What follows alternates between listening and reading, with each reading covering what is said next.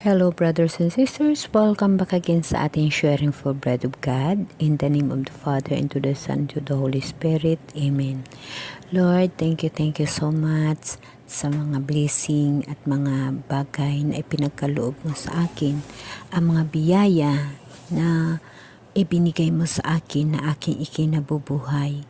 Lord, maraming salamat sa pagbigay mo sa akin, sa pag-uunawa na ikaw ang aking uunahin sa aking buhay. Lord, maraming salamat dahil panalo ako na ikaw ang lagi ang nauuna sa buhay ko. Thank you so much, Lord. Maraming salamat. Amen. Brothers and sisters, today ibabahagi ko sa inyo ang bagong taon na dapat ating gagawin upang magkaroon tayo ng panampalataya at pagtitiwala, at iyon ang kapalit ng pagmamahal ng ating mahal na Diyos sa atin na walang kapantay. Brothers and sisters, ang pagmamahal sa Diyos, ang pagtitiwala sa Diyos, ang pagsalig sa Diyos ay isang bahagi ng buhay natin kung saan hindi tayo makaranas ng kahirapan sa buhay dahil siya mismo ang magbigay ng tama para sa atin. Kung ano man ang pangangailangan natin sa araw-araw, pag ang Diyos ang kasama natin, ang lahat ng mga bagay na yan ay nasa ayos. Brothers and sisters, itong bagong taon, kasalukuyan na pitsa ono ng January 2026, Alam nyo ba na ang 2025 ko para sa buhay ko ay masalimuot at masagana. Puno ng pagmamahal ng Diyos at puno rin ng kasakit buhay tawhanon. Ngunit yun lahat ay pamaraan ng Diyos upang tayo ay magising sa katotohanan na ang kasakit, ang mga trials, ang kahirapan sa buhay, ang sakit sa katawan, ang sakit sa lahat sa buhay bilang tao, yun lahat ay pagmamahal ng Diyos sa atin. Tayo'y sinusubukan upang ang ating panampalataya at pagtuo sa Kanya ay tiyak na tapat. Brothers and sisters, lagi niyong tatandaan na ang mga bagay na mahirap sa buhay mo, dapat mo pasalamatan dahil yun ang sign na mahal ka ng Diyos. Dahil ang mga bagay na yan, pag kahirapan ang maramdaman mo, sigurado tatawag ka sa Diyos. Kaya pagtawag mo sa Diyos, depende sa relasyon mo sa Diyos. Sa pagtawag mo sa Diyos na hugot sa puso mo, hugot sa panalangin mo, hugot sa hinihingi mo, or totoo ang panampalataya mo sa Kanya, sigurado ang kasakit na yan, pasalamatan mo dahil na bibigyan ng solusyon ng mahal na Diyos. Ngunit mayroon tayong mga kapatid na pag magkaroon ng mga trials sa buhay, humihingi ng tulong sa mahal na Diyos, ngunit ampaw. Brothers and sisters, unahin natin ng totoong paghingi sa mahal na Diyos dahil hindi ka bibiguin ng Diyos. Lagi mong tatandaan na dito sa mundo, kailangan natin na pagtagumpayan ang mga bagay na mga trials sa buhay upang makamtan natin ang totoong kaligayahan sa buhay na walang hanggan.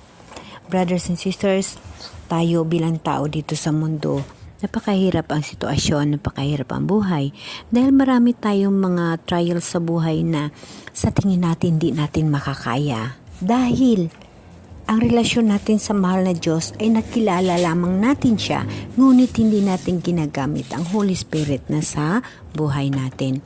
Brothers and sisters, lagi nating tatandaan na ang Diyos ay Diyos na nagbigay ng ating buhay, nagbigay ng langit at lupa para sa atin. Ang mga problema natin sa buhay ay kokonti lang yan, maliit na bagay ho yan, brothers and sisters. Ngunit ang ating pagtuo, yun ang kailangan, ang ating panampalataya, yun ang kailangan na atin lakihan para sa mahal na Diyos. Dahil kahit ano kalaki ang problema or trial sa buhay mo, pagkasama mo ang Diyos, sigurado walang hindi masosolve.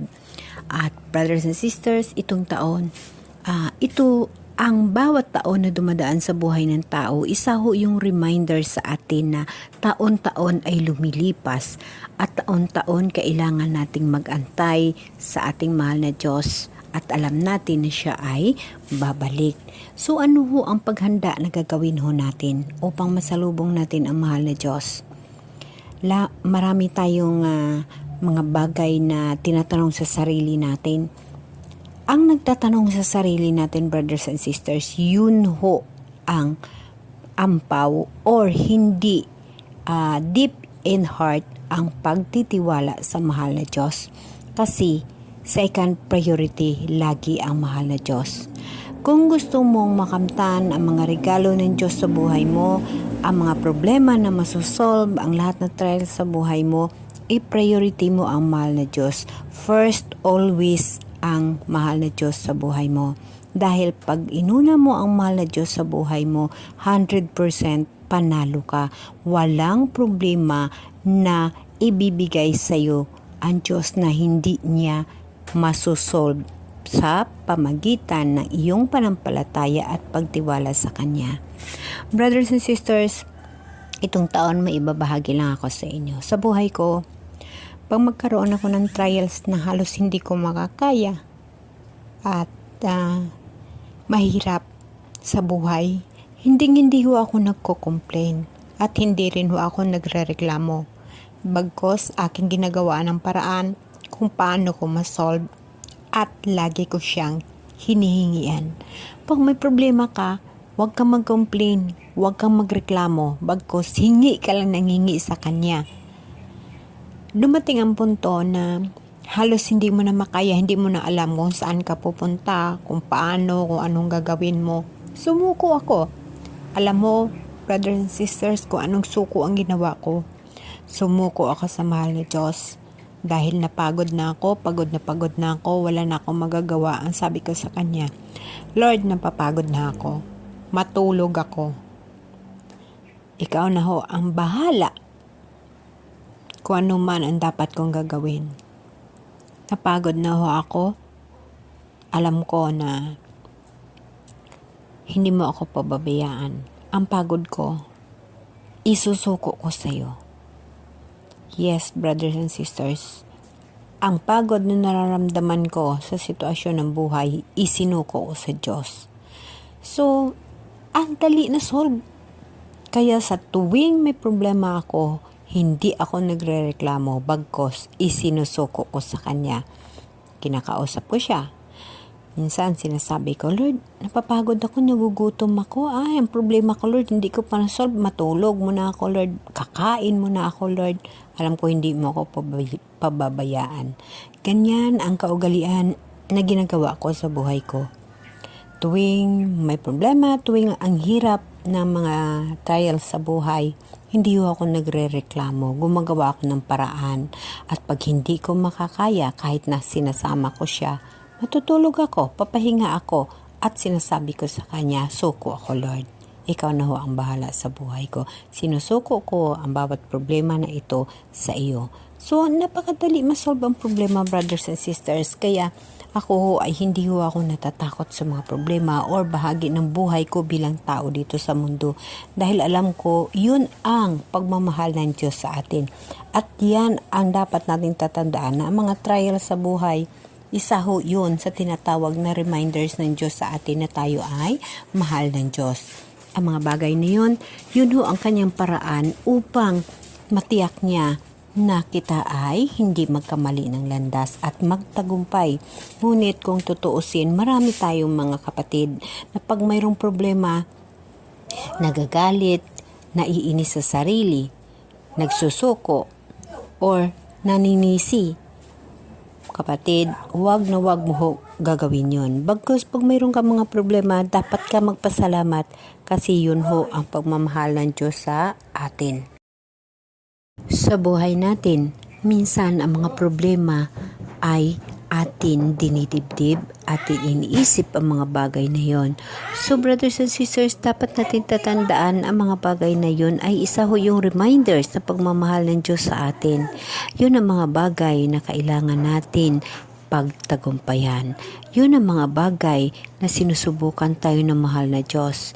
Brothers and sisters, pag mayroon ka problema, pag mayroon trial sa buhay mo, magpasalamat ka. Kasi yun ho, yung iniipon mo para sa kalangitan. Yun ho ang iniipon mo na biyaya. Ang problema sa buhay mo, pag yan ay matagumpayan mo, nakasama mo ang mahal na Diyos, nakaipon ka ho. Nakaipon ka para sa bahay mo sa kabilang buhay na walang hanggan. Buhay na walang hanggan sa langit at lupa na bago Jerusalem na ibigay ng Diyos.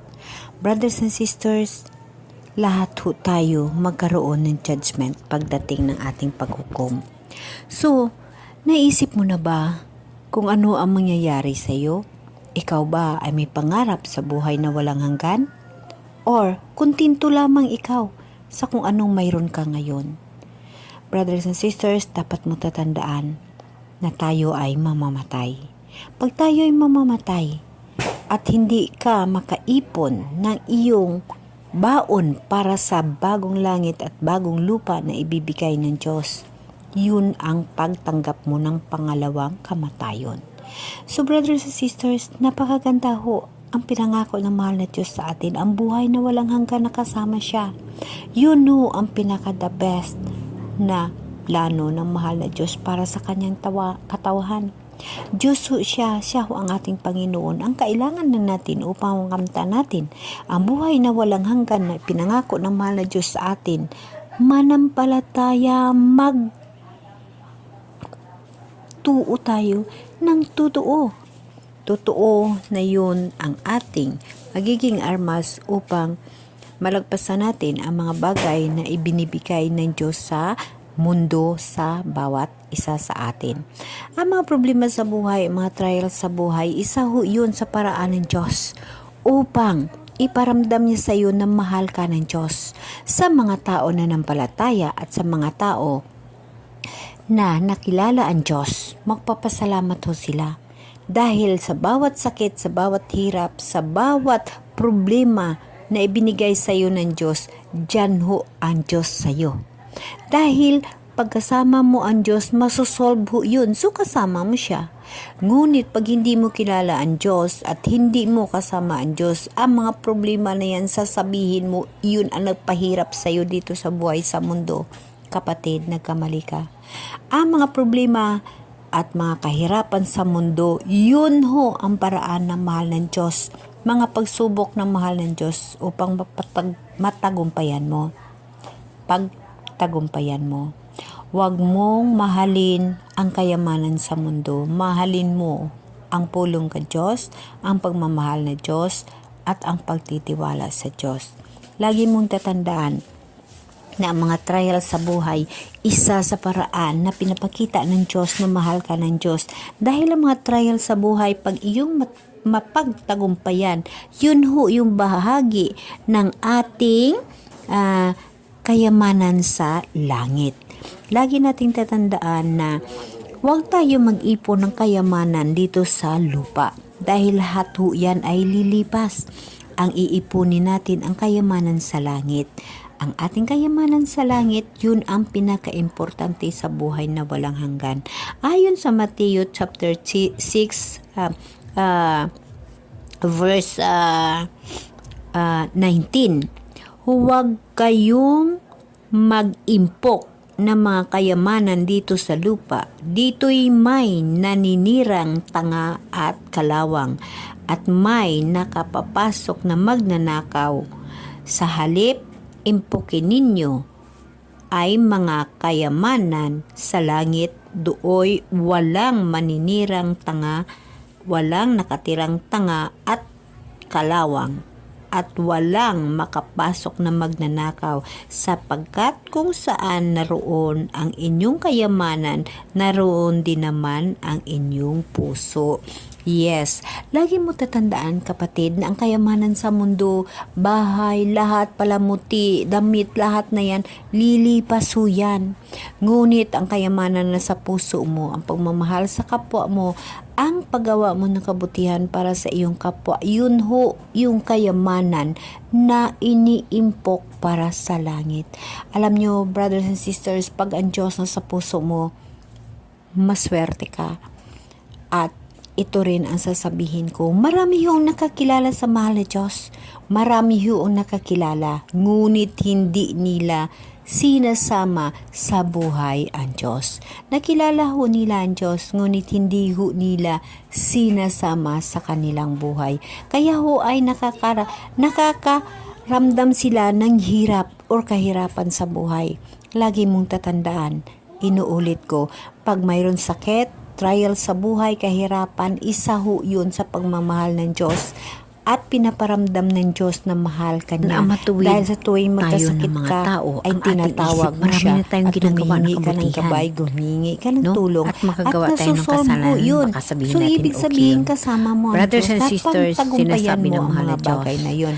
Ngunit pag pag nagkaroon ka ng mga ay problema gumawa at ng hindi ka kasalanan humihingi at sa hindi Diyos, na nabalik, lalo ka lang ho malaliman. isang Pag unahin kasalanan. mo ang makamundong buhay, pag ang may problema ka makasalanan sa pamaraan ng pera, na sa numbalik sa pamaraan ng Diyos financial, at hindi na gumawa mangutang muli ka, ng isang pangkasalanan, lahat na lang gagawin ito mo. ay mahal Pag ng hindi Diyos. ka mapabigyan, Lagi lalo nating ka lang na tatandaan ang mga problema. pagkakamali Ngunit pag natin, mayroon ka mga problema huwag na natin ganong bagay at ipagpatuloy. isama Anuman mo ang Diyos kadaming sa iyong kabutihan na buhay, iyong ginawa, sigurado kailangan kapatid mo na hindi ka i-maintain. pababayaan ng Amen? Diyos at tutulungan ka ng Diyos sa bawat araw. Amen? Amen.